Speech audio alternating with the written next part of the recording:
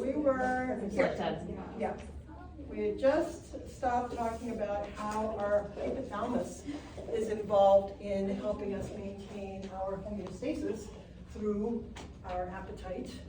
And we talked about this really cool hormone called ghrelin. And where does ghrelin come from? Parietal cells. Where are the parietal cells? In the stomach. And doesn't that make sense that if you have parietal cells making hydrochloric acid, you might want to add some food? And so ghrelin stimulates the appetite via this release. So ghrelin goes to the hypothalamus, and this hormone, neuropeptide Y, not a hormone, but a neuropeptide, is released from the hypothalamus, and this one is what drives you to go and eat. Interestingly enough, it is one of, did we talk about this? Did I talk about this on Monday? Because I'm really into the evolution thing. I don't know if you noticed. So this gene, this particular neuropeptide, this molecule, is one of the gene that produces it is one of the most highly conserved genes in the body. And what I mean by highly conserved is that we share that gene with virtually every other animal in the world because we all have to eat. Even fish. Even fish. I love it. Even jellyfish. Even everything that eats. Everything that eats has this gene in it because we all have to eat. Everything has to get nutrients to survive. Highly conserved. It is suppressed by these guys. And it is also suppressed by this guy, leptin. So leptin, released from the adipocytes, is going to tell you you're full. If you ignore it and you keep eating, you add more adipose tissue, add more triglycerides to your adipose tissue, you make more of those bigger, you make those cells bigger, more triglycerides, you make more leptin. And interestingly enough, they think that perhaps that people who are obese are missing the receptors for leptin. So they are insensitive to it, they don't get that message that you should stop, that you're full. Yeah. And this leptin stimulates from the hypothalamus melanocortin, and that melanocortin tells you you're full. Do you remember talking about insulin and how insulin also increases satiety? Yeah, I always find that really interesting, that insulin can get into the brain, past the blood-brain barrier, and once the insulin's in your brain, and it's essentially saying to your brain, look, I'm here, insulin, I'm here, that means there's glucose around. If there's glucose around, it means you're eating, it means you don't have to eat anymore. And that's essentially what all of this is talking about. We have the stimulus from the stomach, from ghrelin, to tell you you're hungry. Releases NPY, you're hungry, eat. We have from the large intestine, this PYY, polypeptide Y, or peptide YY. What is that one right there? You skipped it. Did I skip it? Yeah. Right there. There we go, yeah, peptide YY. So from small intestine and large intestine, and that one is telling us you're full, so increasing satiety for that one. Cholecystokinin, do you remember that one? Mm-hmm. Let's go back and look at that one again, because that's a tough one to remember. Cholecystokinin has everything to do with getting bile from the gallbladder, from your liver, and pancreatic secretions, so there's secreting part, but also saying, hey, you're done eating, we're busy now processing the food.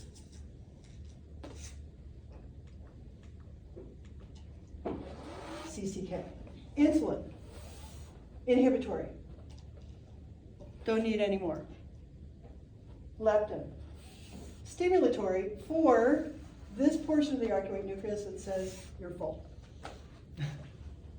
And those are the ones that we want you to remember. So now let's talk about nutrients. What are nutrients? We have 4 basic nutrients that we're concerned with. I know you don't think about water as a nutrient, but it is considered a nutrient by nutritionists. Also carbohydrates, lipids, and proteins. Those are your 4 major macronutrients. In terms of micronutrients, what do we have? We have vitamins and minerals, micronutrients.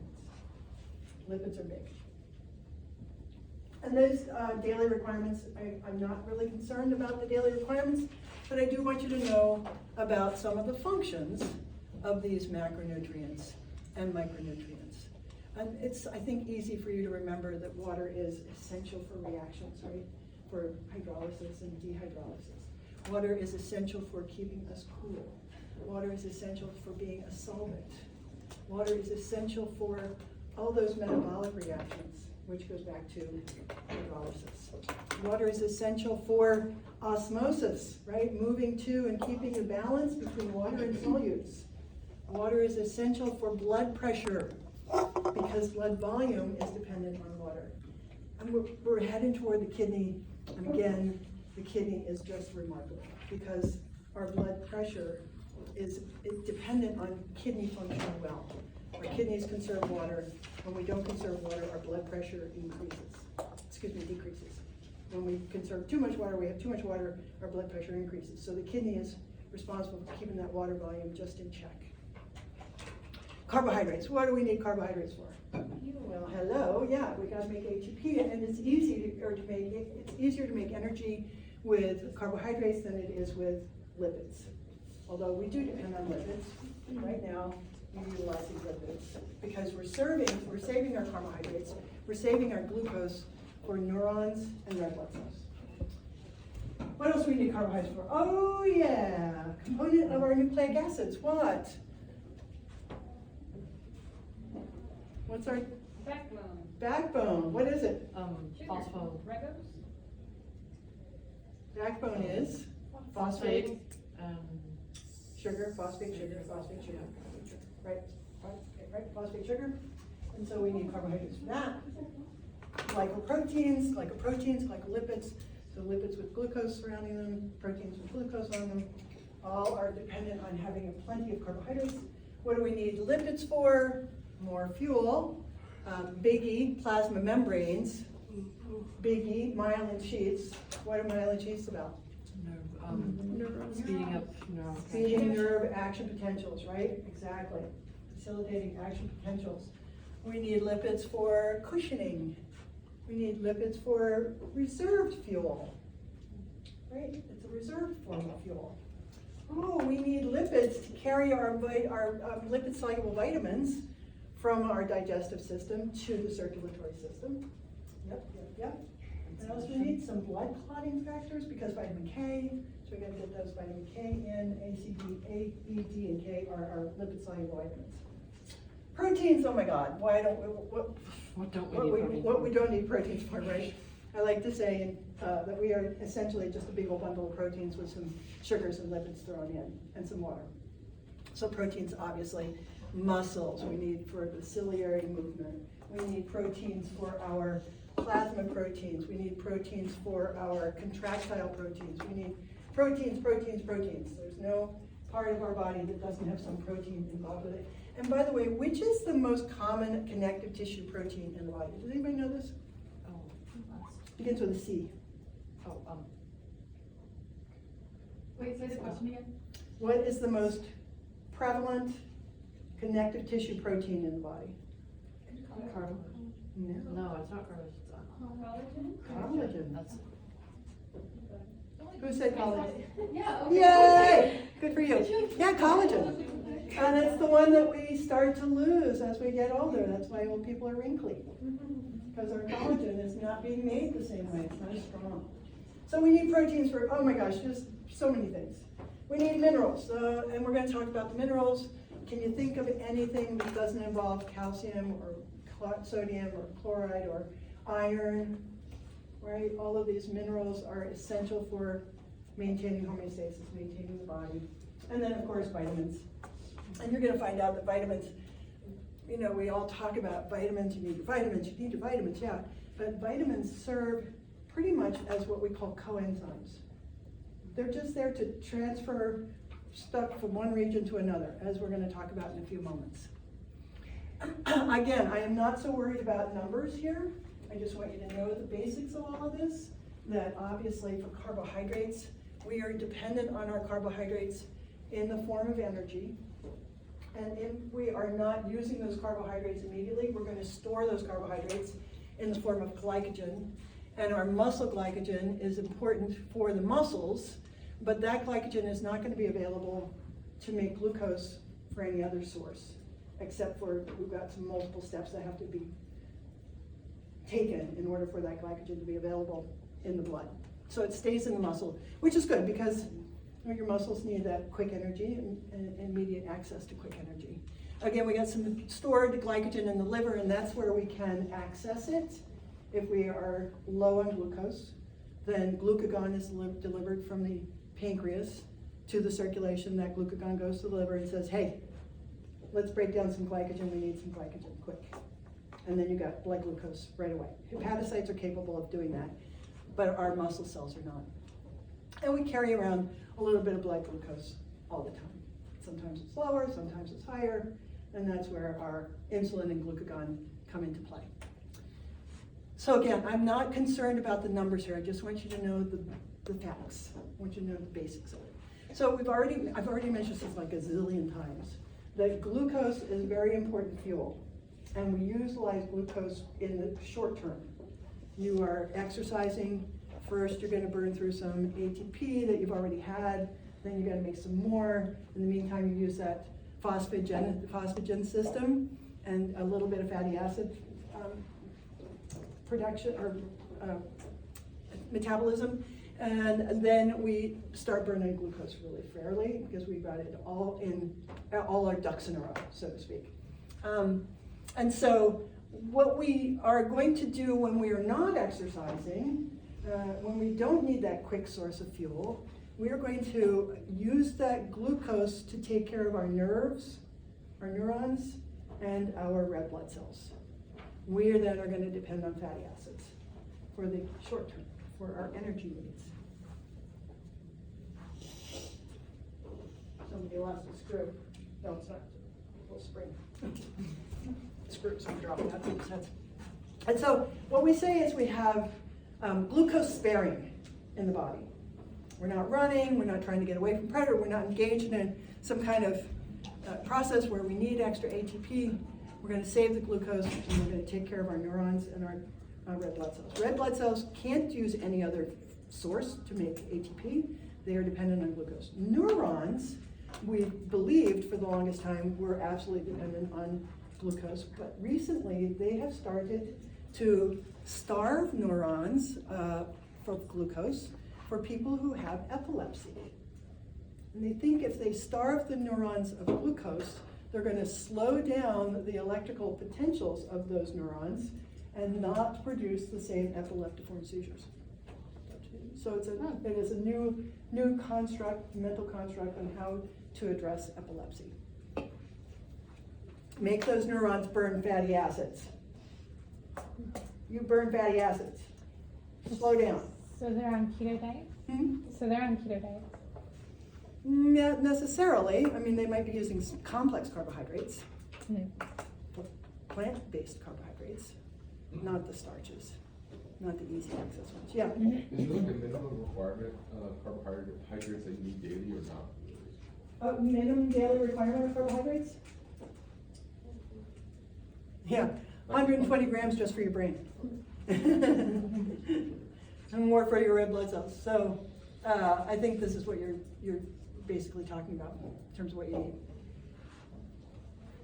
All right, now this, I know you've seen this in 112, you've heard about this whole process before, and you were really happy to be done with it. Am I right? Yep. Yeah, really happy to be done with it. So we just want to look through this and talk about some of the more important aspects of it. And again, I'm not concerned about the numbers. I really am not. You can look them up. I just want you to know the process and appreciate what the process is all about. So we have start out with our glucose molecule. That's our monomer. We've reduced our carbohydrates, complex carbs, to this simple 6-carbon sugar. And this glucose has to get into the cell, so we have receptors that insulin allows it to get in the cell. And in the cytoplasm, the glucose undergoes what we call glycolysis. And that glycolysis ultimately produces 2 3-carbon molecules called PGAL, phosphoglyceraldehyde. These 2-carbon molecules, let's back up a minute. So back up here. So this glucose 6-phosphate, this guy right here, you can see could be converted to glycogen or fat. And so think about, you've got plenty of glucose circulating in the blood, you just ate, now you're gonna go eat some more. That food that you've just eaten is probably not gonna be necessary in terms of providing you with glucose. And so your glucose levels are already high, then your body's going to either convert that glucose into glycogen, stored glucose, or adipose, triglycerides. But if you're going to be using that glucose, then it goes through this whole process, and again, fructose 6-phosphate, great, you take a phosphate, you tack another one on, you got fructose 1,6-phosphate, or diphosphate, and then this fructose is further divided into, there's cleavage, you make these 2-PGAL.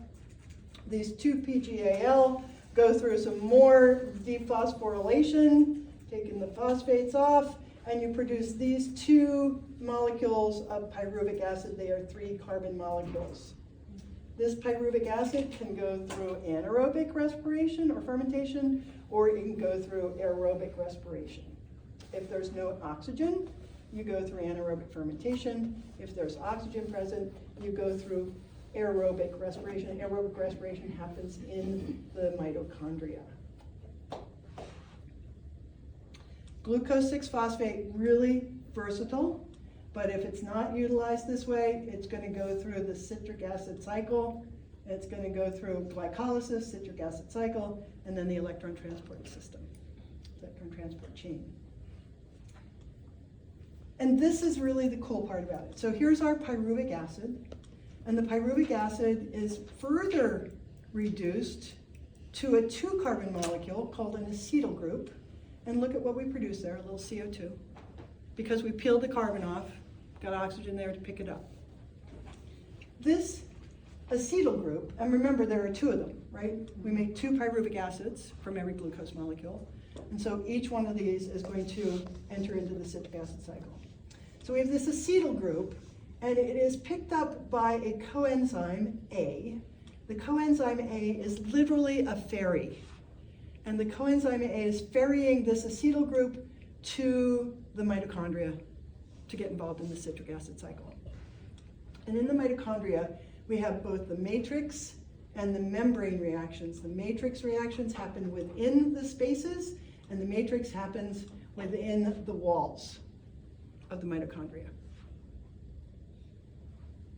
This acetyl group, tacked to the coenzyme A, becomes acetyl-CoA, and it is delivered to the citric acid cycle, formerly known as the Krebs cycle. Did anybody ever hear of it as that?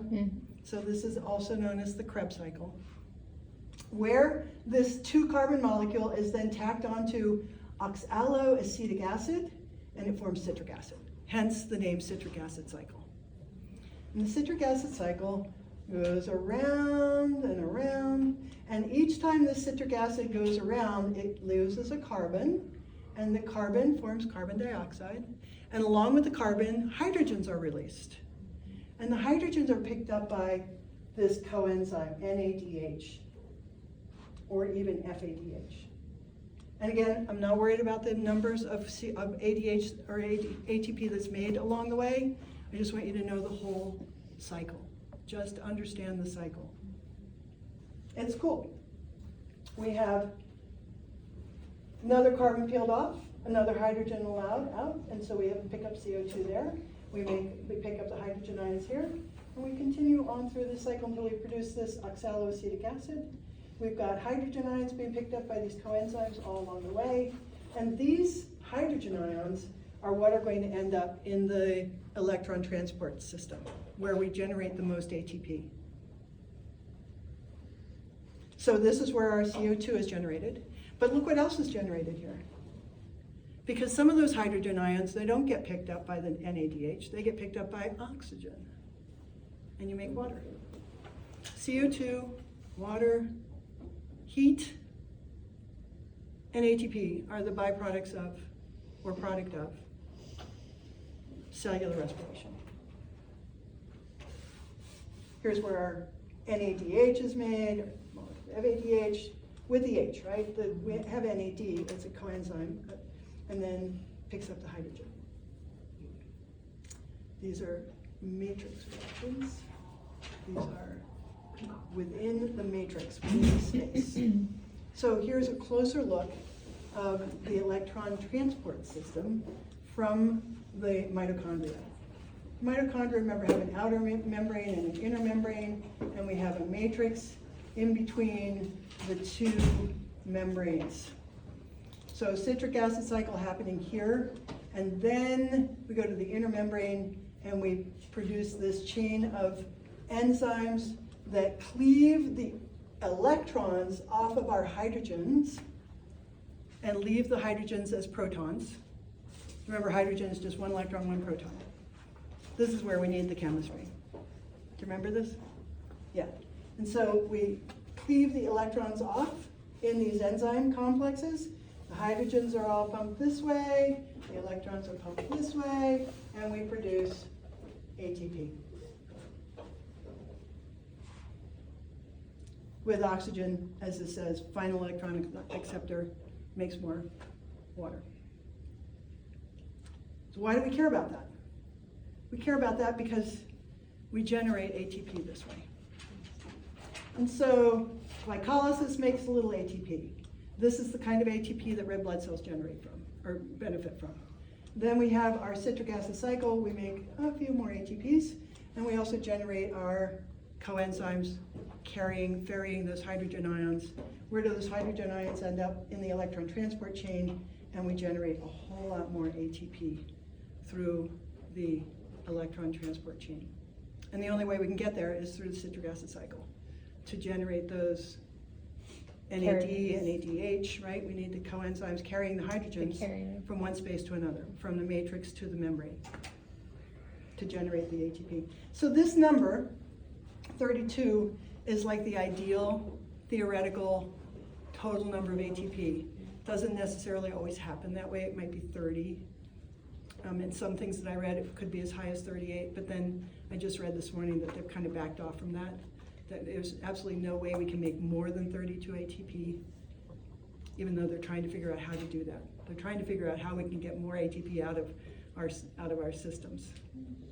Were you going to say something? Not relevant. It was in my bacteria, in my microbiology, the bacteria make 36 ATP. So, and I'm being tested on it this Friday. So. Yeah. So the bacteria got it. They get a little bit more. Yeah. Okay. So anyway, keep that in mind. This is what a glycogen molecule looks like.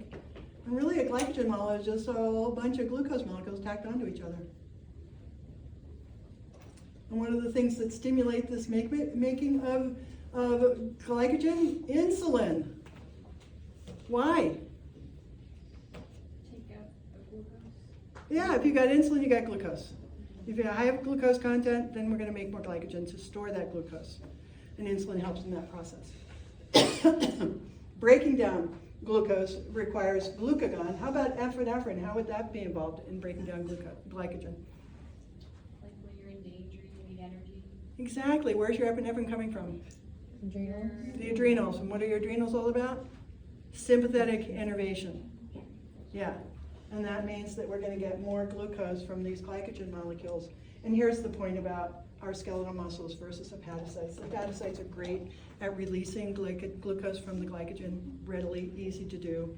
But skeletal muscles have to go through quite a bit of a process in order to allow that glucose to be taken up. So we don't actually increase our blood glucose directly.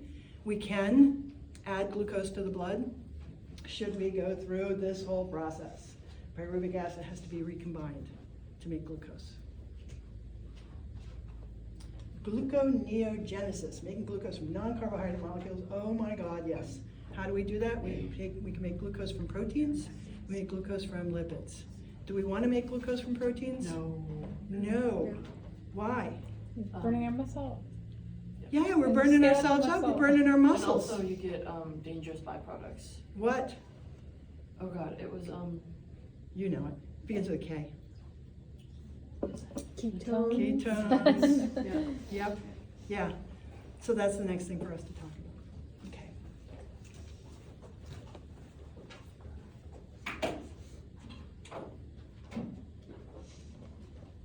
Yeah. Part 2. So, lipid nutrition and metabolism. are looking at lipogenesis.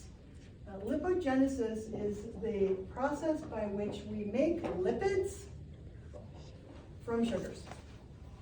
We can do it from amino acids, but again, we don't really want to we want our amino acids to be conserved for the use of building proteins. Building proteins, remember proteins, big old bundle of proteins. Let's save our amino acids for that. But we can make lipids out of glucose. I think this is the slide that I say, this is what happens to you when you eat a big meal. Yeah, when you eat a big meal, you go to bed. This is what happens. You eat a big meal, you have excess glucose circulating in your blood. That excess glucose can be converted to phosphoglyceraldehyde, PGAL. See where it's coming from? Maybe from glycerol, from the stored triglycerides. So you can make PGAL from the glucose, we can make it from the glycerol. This PGAL is then converted to pyruvic acid. Oh, but some of it can peel off and reproduce the glycerol. Pyruvic acid heading toward the acetyl-CoA citric acid cycle. Some of the fatty acids from acetyl-CoA end up combining with glycerol and you make new triglycerides. So you eat plenty of glucose. Remember that glucose 6-phosphate I told you about? That's really versatile. It can be turned into glycogen or fat. And this is the process of turning it into fat.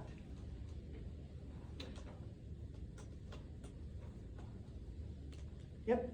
So you want to remember this is lipogenesis, making fats. But then we can also take those lipids and we can break them down and use them for energy. And this is the valuable part. So we got our lipids as stored energy. So think about this. We have our triglycerides, stored fats in our adipocytes. And we can break those down into, we know how to do this because we have enzymes that do it, right? We did it in the lab. So we break these triglycerides into glycerol and fatty acids. The glycerol is converted to PGAL. Oh, and PGAL can be turned into glucose 6-phosphate. And the glucose 6-phosphate can be stored as fat or stored as glycogen. The PGAL also can be converted into pyruvic acid into acetyl-CoA, acetyl-CoA into the citric acid cycle, and onto the electron transport chain.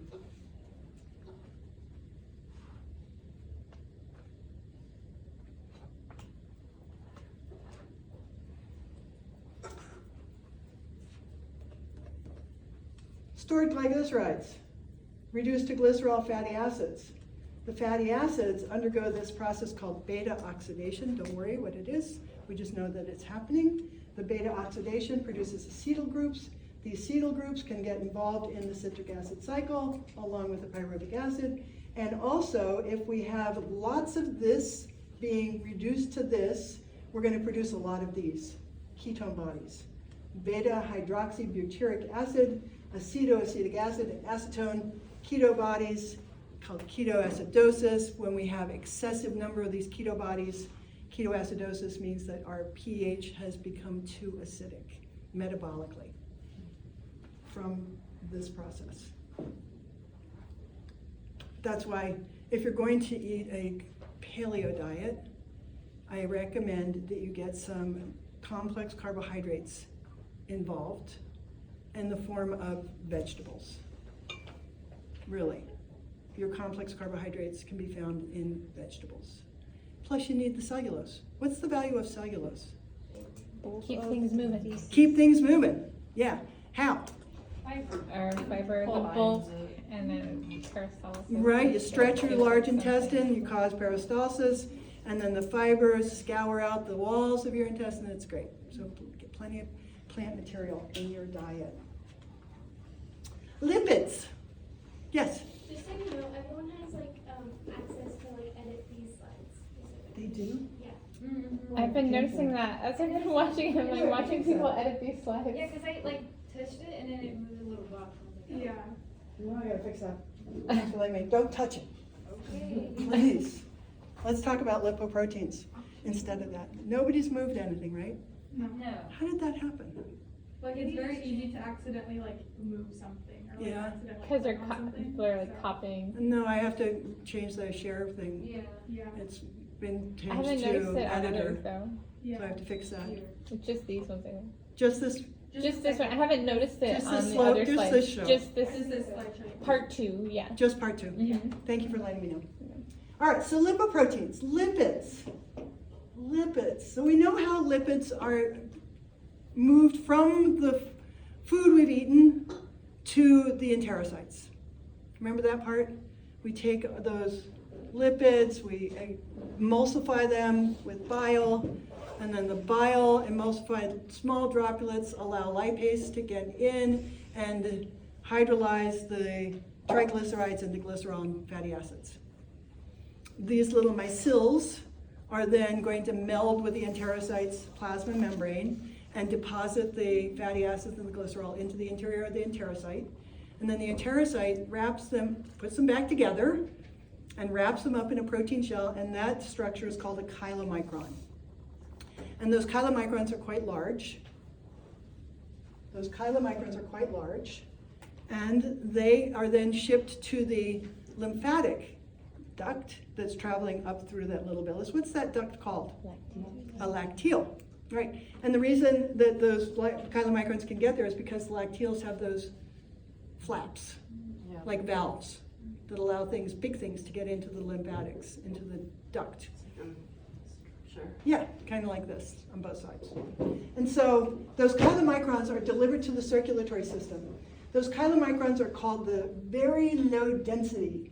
They are the very lowest density of all of the fats that we carry through the body. Those chylomicrons are then going to travel through the circulatory system, because remember, the blood picks up all the lymphatic juice at the thoracic duct. Remember that? So then the chylomicrons are traveling through the blood, and they are exposed to this enzyme called lipoprotein lipase. And the lipoprotein lipase breaks the chylomicron triglycerides back down into monoglycerides and fatty acids, and those are taken up by adipocytes, who then put them back together. And then the chylomicrons are kind of left, there's not much left of them. There's not much left for them to do. But what is left of those chylomicrons is going to be taken to the liver. That's what I want to do. I like to go here. So here we have our chylomicrons. The chylomicrons are, for the most part, triglycerides, a little bit of protein, a little bit of phospholipids, and a little bit of cholesterol. And when those chylomicrons deposit the triglycerides into the adipocytes, then the chylomicrons end up going to the liver, and the liver kind of takes care of the remnants of those chylomicrons. Right? The liver is capable of producing lipids all on its own. And these are called very low density lipoproteins. And the very low density lipoproteins are going to be carrying their triglycerides, that cargo as it were, to tissues. And they're going to drop off their triglycerides to the adipocytes, and they then become known as low density lipoproteins because they've dropped off a lot of the fat.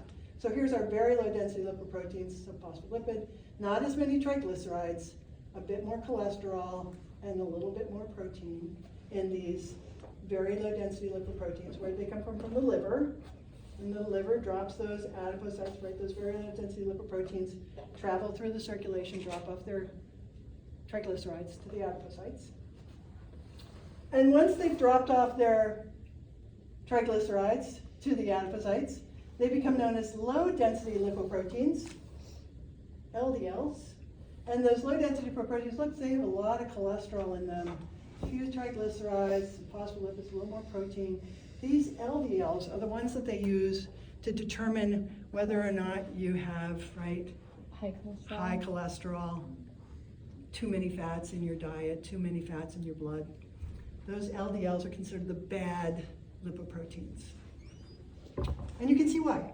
Cholesterol. By the way, you can reduce your cholesterol in your diet until you're blue in the face. And guess what? You can still Your have cholesterol is high, going to stay the same. yeah. Because we need cholesterol. And our liver knows how to make cholesterol. And it's essential. So, because we have hormones that need cholesterol, right? The lipid-based hormones. All right, so those low-density lipoproteins, they're delivering the cholesterol, bad, not so bad, depends on how many LDLs you have. The next thing that's really interesting is that the liver also produces these things called high-density lipoproteins. And these high-density lipoproteins are actually empty shells.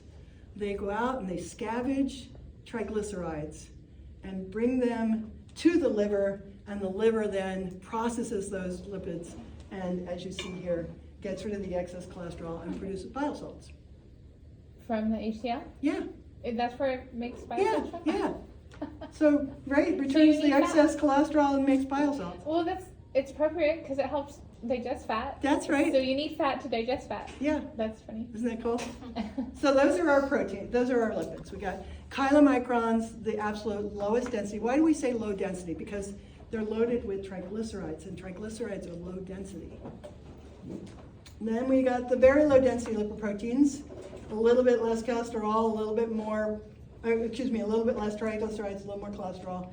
Your low density lipoproteins, the bad ones that you measure, get blood in your blood, and then your HDLs. And you want to have high HDLs because that indicates that your HDLs are moving fat from the tissues and from the systems and taking them all back to the liver for the liver to process. Proteins. Proteins. Why do we care about proteins? Well, because they're pretty much everything. We are pretty much, just as I said, big old bundle of proteins. We have some proteins that are referred to as essential proteins or essential amino acids, and some that are considered still essential, but the reason they're non-essential is because we can manufacture some amino acids by putting the pieces together in our body, but there are some amino acids that we cannot put together. We have to get these from other sources, and I always focus on this guy right here. Do you know what methionine is all about?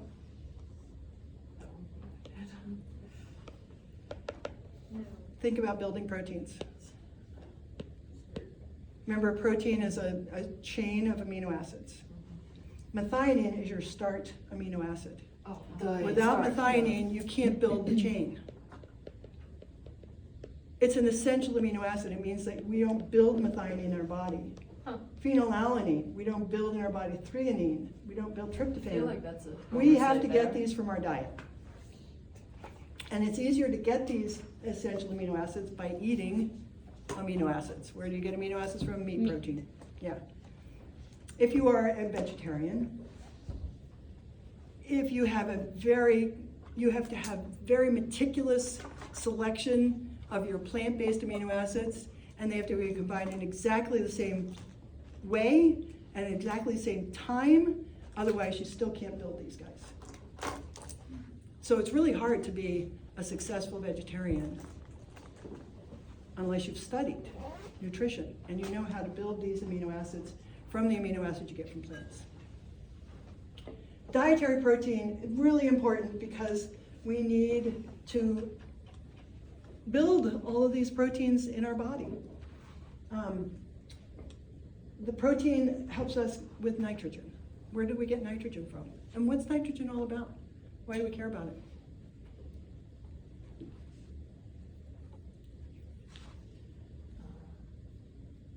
Well, it's an essential component of protein. Essential component. Nitrogen. You know, nitrogen is 78% of the air we breathe. It's inert. So we don't get it from the air. We have to get it from our diet. And our diet consists of eating plants. And we actually get the nitrogen, we can eat it from getting from these dead cells, yeah. But we actually get the vast amount of our nitrogen from plant material, and plants depend on bacteria, nitrogen-fixing bacteria, to provide the plants with the nitrogen that we then get while we eat the plants. Yes, we can get it from eating meats, but yes, really important to get it from the plant sources because it's the bacteria. Have you learned about that? Right? Nitrogen-fixing bacteria? It's important. Okay, we know that we're eating dead cells, lots of dead cells, so we get some nitrogen from them. And those dead enzymes, the ones that have been utilized and used up, nitrogen from them. So we can get nitrogen from multiple different sources. We know that we are really essential for making tissues. Proteins everywhere in the body, essential for maintaining our tissues. Maintaining, as it says, the amino acid pool. How do we metabolize proteins? Oh my goodness. Well, first, we reduce those proteins that we've eaten into amino acids. And we know how that happens because we have proteases, right? We've talked about the protein enzymes that reduce the complex proteins into amino acids. We absorb those amino acids via SIMPORT, facilitated transport of the amino acid into the cell. And then we use sodium to carry that protein in, right? And then we have our sodium-potassium pump that moves the sodium back out. So our amino acids get into the cells that way. What do we do with those amino acids? Well, first and foremost, we use them to build more proteins, which makes total sense. And what's that protein building stimulated from? The thyroid hormone. Why would the thyroid hormone stimulate protein anabolism? What's the thyroid hormone all about? Regulates metabolism. Metabolism, yeah. Building things, right? Gotta keep things, gotta replace proteins all the time. So the thyroid is all about keeping things maintained. Insulin, protein stimulated by insulin.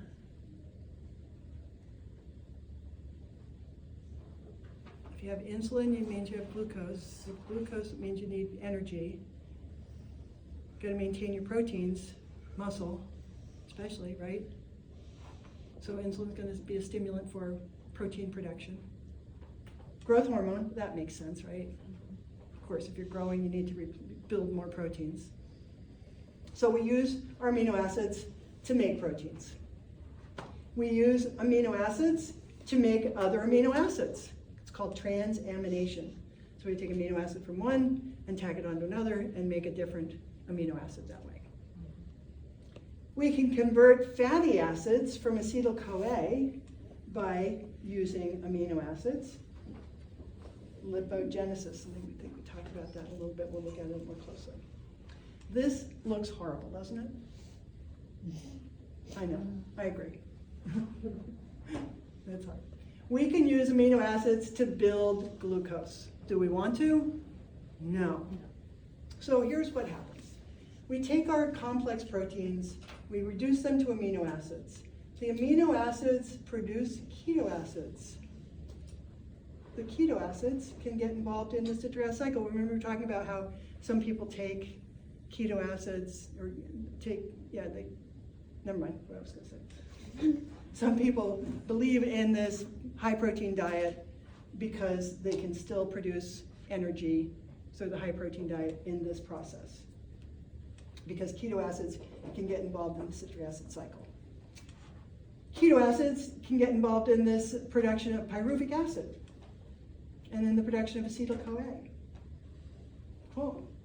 Keto acids can also, as you see here, end up in the citric acid cycle, and as a byproduct of this process, they produce something called alpha-ketogluteric acid.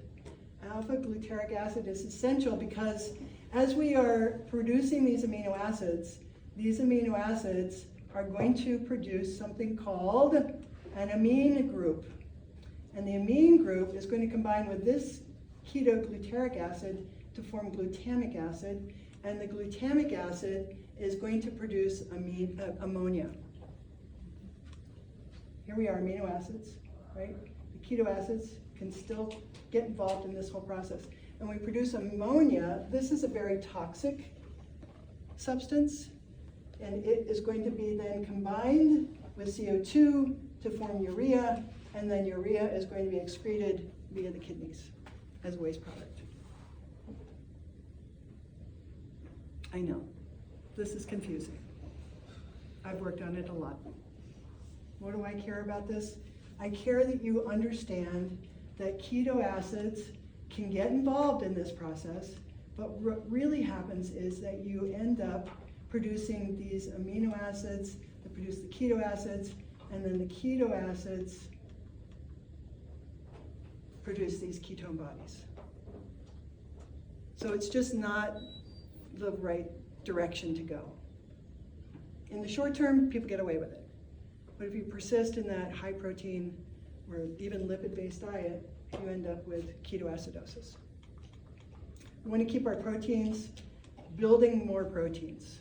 Keep our amino acids building. We've certainly got plenty of protein needs to keep building all the time. Because all of our cells, at some point or another, kind of get beat up. Not muscle cells necessarily, or nerve cells, but certainly all your epithelial cells, you have to replace all the components of those epithelial cells all the time. Minerals. Not fuel. Why do we need minerals? Well, look at here. We need calcium and phosphorus, obviously, to build our bone, maintain our bone and teeth health. Why else do we need calcium? Components of the bone and teeth. We need calcium for muscles. We need calcium for contraction, for electron transport. Not electron transport, for action potentials. Iron. Gotta have iron for hemoglobin, myoglobin. Yeah. We gotta have phosphorus, for ATP, adenosine triphosphate. Cyclic AMP, that's phosphate. Phospholipids, where are phospholipids? Where are phospholipids? All of our plasma membranes, phospholipids. Nucleic acids are dependent on phosphorus, so lots of phosphorus. Chlorine, sodium, potassium, where do we need those? Electrical signals, right? Maintaining our electrical gradients, osmoresonation. Yeah. This picture is of parrots, and parrots can't get their minerals necessarily from their diet because they're herbivores, and so they are going to be picking dirt, eating dirt to get the minerals that they need. Fortunately, we don't have to do that. Then the last to discuss are the vitamins, and as I was saying earlier, vitamins really, for the most part, serve as what we know coenzymes. So they are carrying, they're ferries. They carry what we need, essentials from one region to another. We have many that we get through our diet, a few that we produce in our body. What about vitamin D? Through sun exposure. Sun exposure, right? Yep. Start out with that cholesterol, becomes cholecalciferol.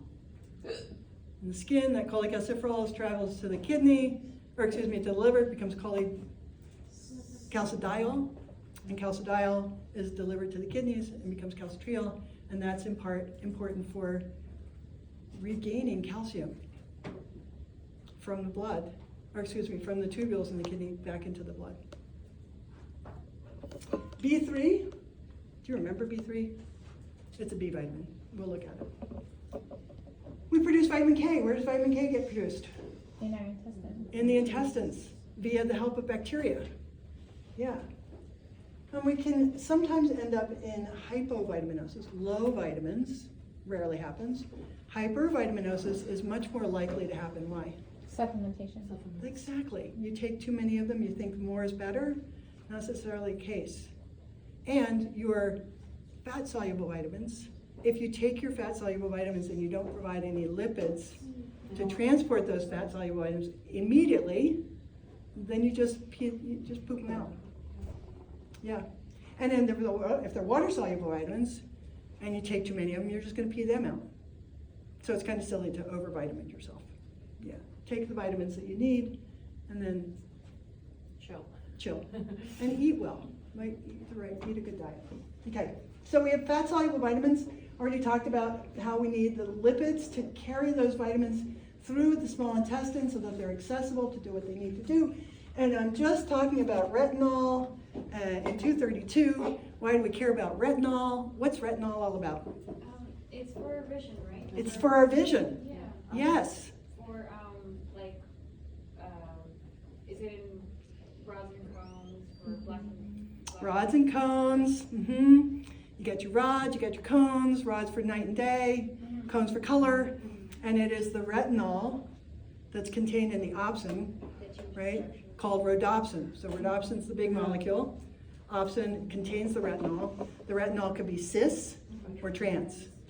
light off, light on. Remember all that? Yeah.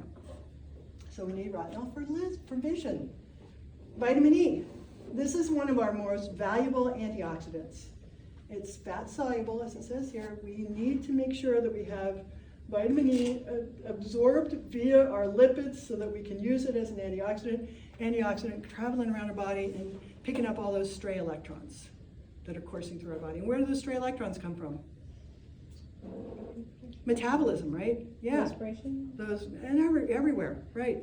Just electrons floating all around. So I don't know if you've noticed this, but I have one other human in the house, and now I have 2 dogs and a cat. They don't generate the same energy as that other human does. So when that other human has left the house, not only does the radio not go on or the television not go on, but there's also another stillness. Have you ever noticed that? Mm-hmm. When other humans leave a space, there's a quiet, and I think it's that electrical energy that I'm feeling. You think so? What do you think? Maybe, yeah. I think it is. All those electrons buzzing around. Phew. Get your electrons out of here. Go away from me. Don't tell them I said that. Vitamin K. Vitamin K, why do we need vitamin K? Because our blood clotting cascade is dependent on having vitamin K available. Without vitamin K, we don't clot. And we can find vitamin K in virtually any of these green leafy, I mean, it's like everywhere. There's no excuse for not getting vitamin K. Plus, we get bacteria to help us make it. Isn't that crazy? We got vitamin D. We know vitamin D is not a vitamin. We've already talked about that. Cholesterol is the precursor for making cholecalciferol, vitamin D. It's a hormone, and it is essential for bone growth especially, right? So we got to make sure that we get enough vitamin D. We can get it from exposure to the sun. We can get it from our milk, right? Vitamin D is, milk has been, what's the word? Enhanced. Fortified. Fortified Yeah. with vitamin D. Because it was clear we weren't getting enough of it at some point. Then we got the water-soluble vitamins. Water-soluble vitamins are great because they're water-soluble. It's easy to move them around. On the other hand, if you're over-vitamining yourself, you're just going to be peeing these things out, so why waste your money? Sometimes I throw food away, and I'm like, I could just throw food away. I mean, I could just throw the money away, and then I would save time going to the grocery store. Do you ever think about that? If I just threw dollars down the trash, I wouldn't have to go to the store. All right, so we have vitamin B1. What is its most job? Oh, look, coenzyme. And this is the kind of information I want you to remember. We don't need nitty-gritty details. We just need to know the big picture. Vitamin B1, thiamine, coenzyme. Vitamin B2, riboflavin, coenzymes. And it's the FAD and the MAD. Oh, it helps with the electron transfer because it's the FAD. Vitamin B3, niacin, coenzyme. Coenzymes, why? They're going to be ferrying materials, ferrying hydrogen ions, ferrying something from one space to another. That's what coenzymes do. Vitamin B6, this is the only one that's not a coenzyme, and you can see how important it is because it's essential for making serotonin and dopamine and heme, going back to our blood supply. B6, coenzyme. B12, coenzyme. Vitamin C, coenzyme somewhere in there. Water soluble, yep. Oh, yep, combining free radicals, making sure that we got things moved around. And oh yeah, collagen formation. Collagen, right? Scurvy was one of the things that the sailors were missing. They didn't have any fresh fruit. So they developed scurvy because they didn't get vitamin C. Remember? And that's it, gang. We're done early. So, what are you going to do this weekend? Study. Kayla's been